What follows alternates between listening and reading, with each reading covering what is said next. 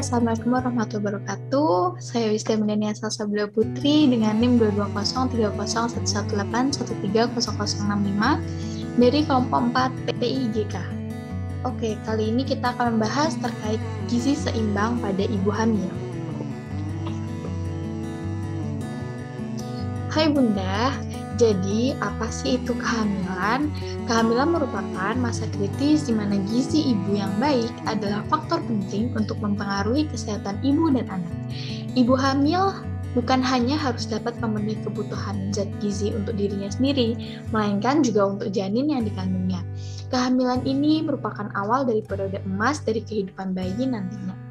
Nah, kecukupan ibu di masa kehamilan banyak disorot sebab berpengaruh terhadap tumbuh kembang anak. Kebutuhan zat gizi saat hamil. Kebutuhan gizi untuk ibu hamil mengalami peningkatan dibandingkan dengan ketika tidak hamil. Janin tumbuh dengan mengambil zat-zat gizi dari makanan yang dikonsumsi oleh ibu dari simpanan zat gizi yang berasal dari tubuh ibunya.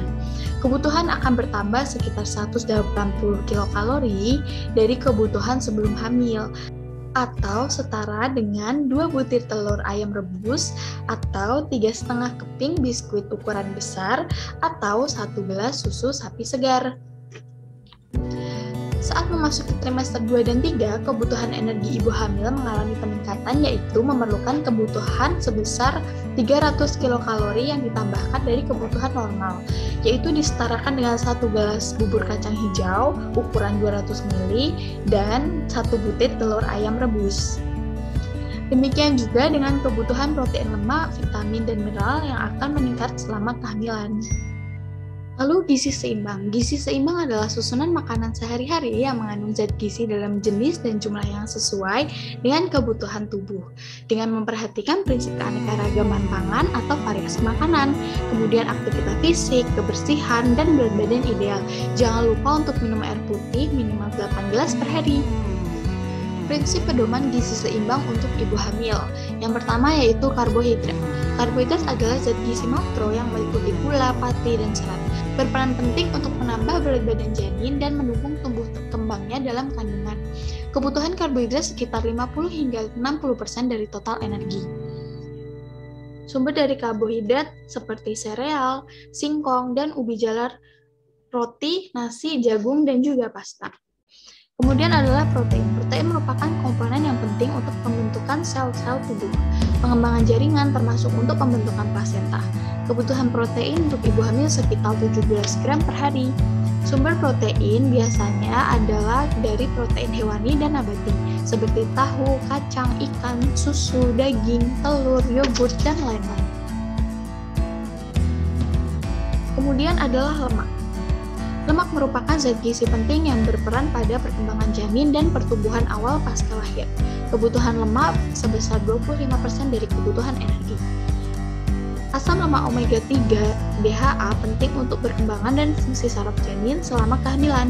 Asam linoleat banyak terdapat pada minyak kedelai, minyak jagung, minyak bunga matahari, dan minyak biji kapas. DHA dan ALA banyak terdapat dalam minyak ikan, seperti ikan laut, tuna, salmon. Selain juga terdapat dalam sayuran berwarna hijau tua seperti bayam dan brokoli, juga terdapat pada minyak canola, biji labu kuning, dan minyak flaxseed.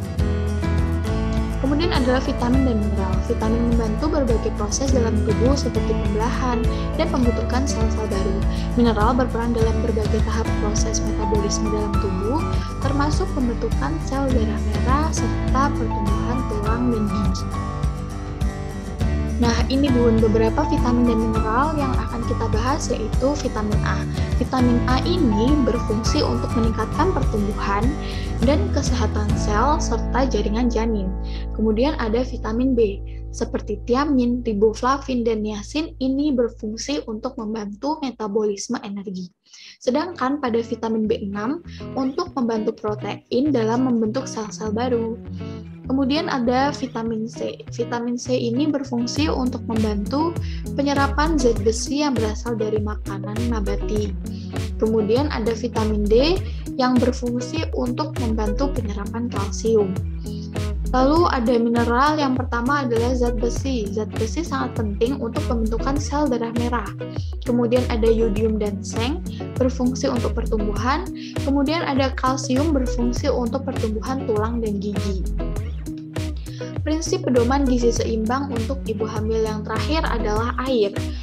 Air berfungsi untuk mengangkut zat-zat gizi ke seluruh tubuh dan membawa sisa makanan keluar dari tubuh. Ibu hamil disarankan untuk menambah asupan cairannya sebanyak 500 ml per hari dari kebutuhan orang dewasa pada umumnya. Salah satu gangguan akibat kekurangan zat gizi adalah anemia. Hampir 50% ibu hamil di Indonesia mengalami anemia pada tahun 2018 menurut data Riskesdas tahun 2018. Anemia menyebabkan ibu mudah letih karena zat gizi tidak dapat disalurkan dengan baik ke dalam organ tubuh dan dapat menurunkan status imun ibu. Kemudian gangguan lainnya adalah kekurangan zat gizi saat kehamilan. Kekurangan gizi pada saat kehamilan dapat meningkatkan risiko kesakitan dan kematian ibu dan bayi serta dapat melahirkan bayi prematur. Apa sih yang terjadi jika ibu hamil mengalami kekurangan gizi? Jika ibu hamil mengalami kekurangan gizi, maka anak akan mengalami berat badan lahir rendah, stroke, diabetes, hipertensi, penyakit jantung, dan juga stunting. Berat badan lahir rendah pada bayi atau BBLR adalah bayi dengan lahir dengan berat kurang dari 2.500 gram. Bayi tersebut akan berisiko mengalami kematian prenatal dan gangguan kesehatan seperti penyakit kronis seperti DM ataupun jantung. Stunting juga dapat dimulai sejak janin masih di dalam kandungan ibunya. Stunting adalah kondisi gagal tumbuh pada balita akibat dari kekurangan gizi dalam jangka waktu yang lama. Kekurangan gizi pada anak bisa dimulai sejak dalam kandungan dan masa awal anak-anak hingga 2 tahun. Kemudian suplementasi untuk ibu hamil. Yang pertama ada zat besi. Nah, kebutuhan tambahan total selama kehamilannya diperkirakan 1000 mg.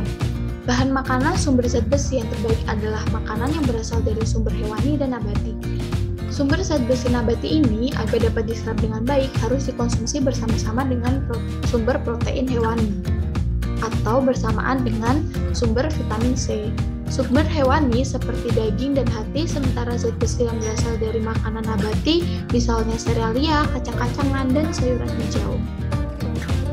Kemudian ada asam folat. Asam folat termasuk dalam kelompok vitamin B. Jumlah yang dibutuhkan hingga trimester akhir kehamilan adalah 0,4 mg per hari. Sumber asam folat antara lain sayuran berwarna hijau seperti brokoli dan bayam, telur dan daging, serta kacang-kacangan. Yang terakhir adalah kalsium. Jumlah kebutuhan kalsium pada ibu hamil sebesar 1000 mg per hari selama kehamilan. Sumber kalsium antara lain adalah telur, susu, keju, mentega, daging, ikan, dan bayam. Aktivitas fisik. Ibu hamil tetap harus beraktivitas fisik loh, tetapi perlu memperhatikan jenis aktivitasnya ya. Dengan melakukan aktivitas fisik, maka peredaran darah akan lebih lancar dan pengiriman oksigen ke seluruh jaringan tubuh akan lebih baik, sehingga kebugaran tubuh terjaga serta daya tahan tubuh akan meningkat.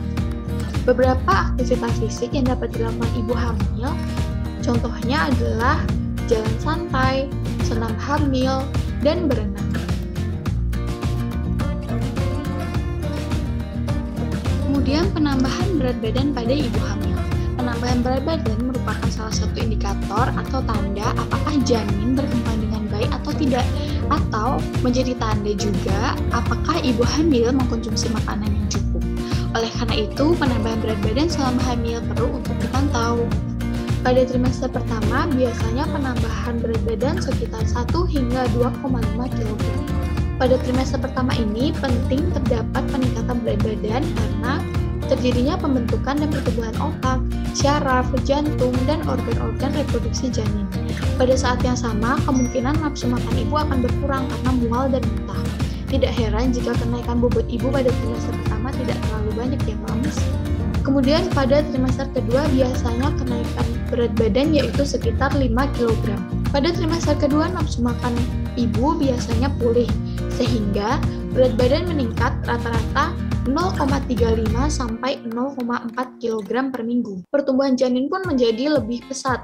Sebagian besar berat badan Anda terserap untuk penambahan berat janin. Kemudian selanjutnya adalah trimester ketiga, biasanya terjadi kenaikan berat badan sebesar 4 hingga 5 kg. Meski pada minggu ke-28, pertambahan volume darah ibu hamil mencapai puncaknya. Namun secara keseluruhan, pertambahan berat badan pada trimester ini kembali melambat. Nah, selanjutnya mitos atau fakta nih. Bunda pernah dengar nggak sih tentang ibu hamil nggak boleh makan atau minuman tertentu? Yuk kita simak penjelasan berikut ini. Yang pertama, mitos atau fakta. Ibu hamil itu nggak boleh makan ikan tahu, nanti anaknya jadi amis dan pendarahan saat melahirkan. Kira-kira pernyataan itu mitos atau fakta ya? Oke, jawabannya adalah mitos. Faktanya, lauk pauk hewani sangat dianjurkan untuk ibu hamil. Selama kehamilan, kebutuhan protein meningkat hingga 20 gram per hari untuk pertumbuhan janin dan mempertahankan kesehatan ibu. Nah, selain itu, lauk pauk hewani juga memiliki kandungan gizi seperti zat besi yang tinggi dalam bentuk heme. Jika ditinjau dari segi gizi dan kesehatan, makanan jenis ikan-ikanan ini sangat bermanfaat bagi ibu hamil loh. Nah, juga bermanfaat bagi janin dalam kandungannya, dan juga bayi ketika janin lahir nantinya. Ikan-ikanan tinggi akan zat gizi protein, asam lemak tak jenuh seperti omega 3 dan juga mineral. Lalu yang kedua nih Bunda, mitos atau fakta. Ibu hamil yang mengkonsumsi buah nanas akan menyebabkan keguguran. Kira-kira pernyataan itu mitos atau fakta ya?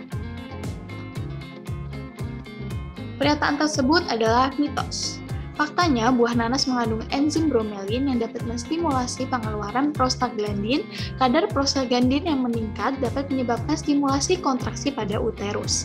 Selain itu, buah nanas juga mengandung serotonin yang juga memiliki peran dalam merangsang kontraksi uterus. Kebiasaan mengkonsumsi buah nanas oleh ibu dengan usia kehamilan di atas 36 minggu dapat dilakukan dengan catatan ibu hamil dalam kondisi normal tanpa komplikasi. Oke, mitos fakta yang terakhir nih Bunda. Ibu hamil itu nggak boleh makan telur, nanti bayinya akan besar dan bisulan. Kira-kira pernyataan itu mitos atau fakta ya? Pernyataan tersebut adalah mitos, karena telur merupakan salah satu bahan makanan produk ternak unggas yang paling komplit. Telur mengandung protein sebesar 12,9 gram per 100 gramnya, asam urea, zat besi, fosfor, vitamin A, D, E, K, dan juga vitamin B12, yang semua itu sangat penting tentunya bagi ibu hamil. Nah nih Bunda, tabu memang still eksis, tapi pada akhirnya semua kembali lagi pada pribadi masing-masing ya Bun. Ibu hamil memerlukan dukungan suami dan keluarga. Ibu hamil sebaiknya rutin untuk menimbang berat badan dan juga minum suplemen atau tablet tambah darah yang disediakan oleh tenaga kesehatan. Dan periksalah kehamilan rutin ke puskesmas atau posyandu. Terima kasih, semoga informasi ini dapat bermanfaat untuk yang menyaksikan ya. Bye!